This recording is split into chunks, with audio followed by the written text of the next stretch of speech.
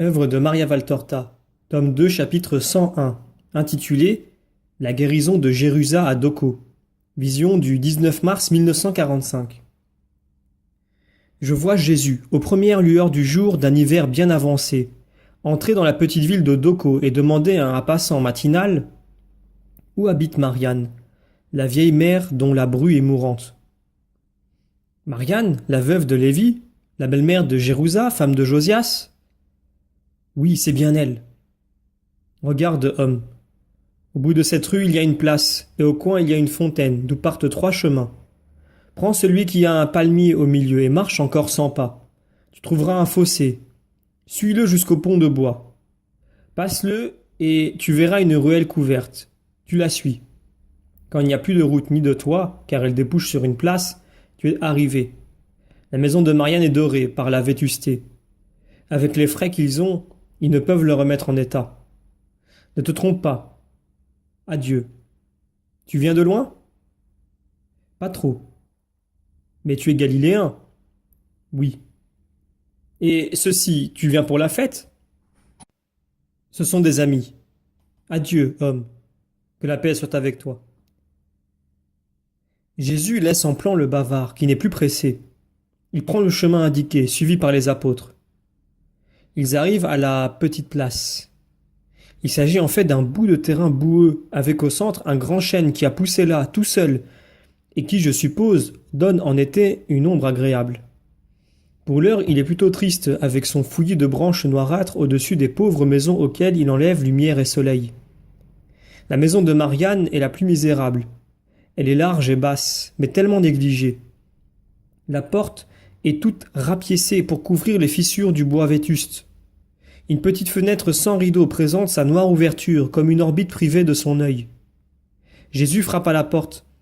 Une fillette d'une dizaine d'années se présente, pâle, maigre, les yeux rouges.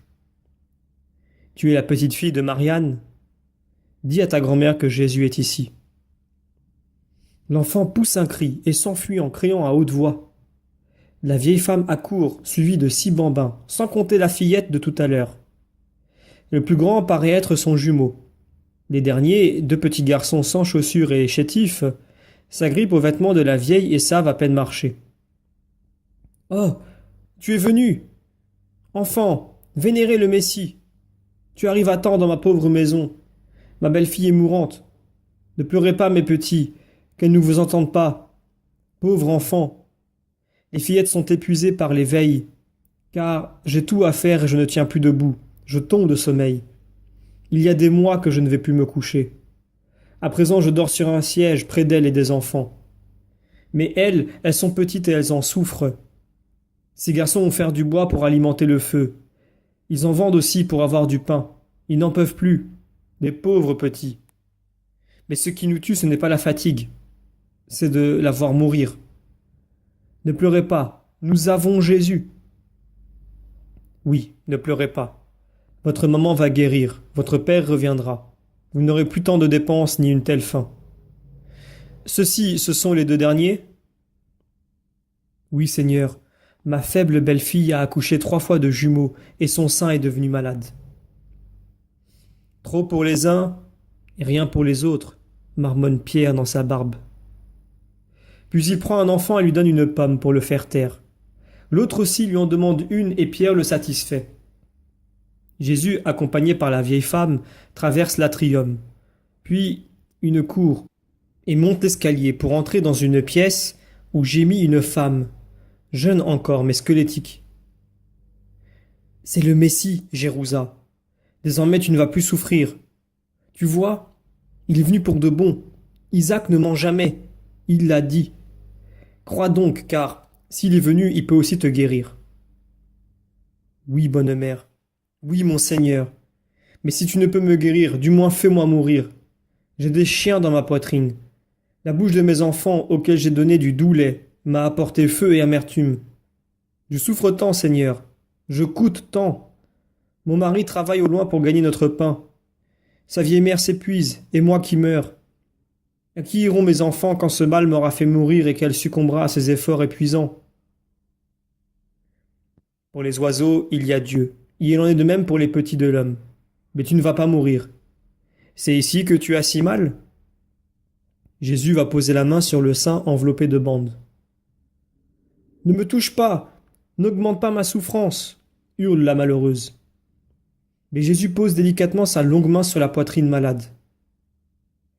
Tu as réellement le feu là-dedans, pauvre Jérusa. Ton amour maternel t'a enflammé le sein. Mais tu n'as pas de haine pour ton époux, pour tes enfants, n'est-ce pas? Pourquoi le devrais-je? Lui, il est bon, il m'a toujours aimé. Nous nous sommes aimés d'un amour sage, et l'amour s'épanouit en donnant la vie. Et eux, je suis dans l'angoisse de les quitter. Mais Seigneur, mais le feu disparaît. Mère, mère, c'est comme si un ange du ciel soufflait sur ma torture. Ah, quelle paix! N'enlève pas ta main, ne l'enlève pas, mon Seigneur. Appuie-la au contraire. Ah, quelle force! Quelle joie, mes enfants! Ici, mes enfants, je les veux. Dina, Osia, Anne, Séba, Melki, David, Jude. Venez, venez. Maman ne meurt plus. Oh! La jeune femme se retourne sur ses oreillers en pleurant de joie pendant qu'accourent ses enfants. La vieille à genoux, ne trouvant rien d'autre à dire, dans sa joie, entonne le cantique d'Azarias dans la fournaise. Elle le récite tout entier, de sa voix tremblante de vieille femme émue. Ah Seigneur, mais que puis-je faire pour toi? Je n'ai rien pour te faire honneur, dit-elle finalement. Jésus la relève et lui dit, permets-moi seulement de me reposer de ma fatigue. Et surtout tais-toi. Le monde ne m'aime pas. Je dois m'éloigner pour quelque temps. Je te demande fidélité, adieu et silence. À toi, à l'épouse, au petit. Oh, ne crains rien, personne ne vient chez les pauvres gens. Tu peux rester ici sans craindre qu'on te voie. Les pharisiens? Hein, mais... Et pour manger, je n'ai qu'un peu de pain. Jésus appelle Judas. Prends de l'argent et va acheter tout ce qu'il faut. Nous allons manger et nous reposer chez ces braves gens, jusqu'au soir.